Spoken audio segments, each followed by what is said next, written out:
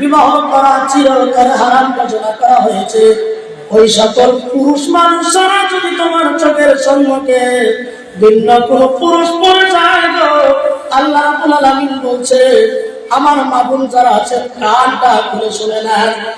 আল্লাহ রাব্বুল আলামিন বললেন আকাজুনা মিন আবসারিহিন্না, তোমার চোখটা তুমি নিচা রাখো, নতুন করে ওই পুরুষটার দিকে তুমি তাকাও না।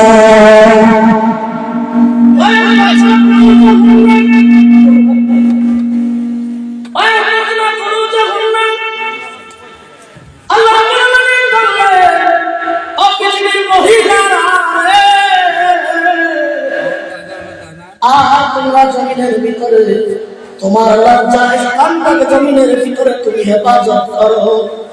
আল্লাহ রাব্বুল আলামিনের কথা এই জমিনের ভিতরে বুঝিয়ে দিলে বলে হে পৃথিবীর মহিলারা, তোমার স্বামী ছাড়া তুমি যেন তোমার লজ্জার স্থানটাকে অন্য জায়গায় হারাম ভাবে ব্যবহার না করো।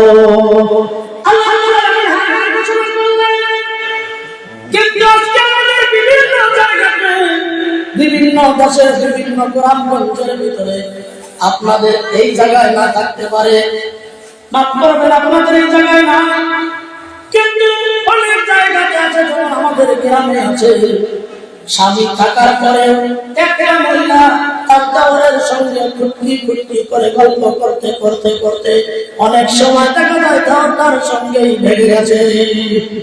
অনেক সময় ভেঙে যায়, তার মানে স্বামীকে পাত্তা দেয় না, স্বামীকে দাম দেয় না। অথচ আল্লাহ রাব্বুল আলামিন কোরআনে কারিমের ভিতরে বলছেন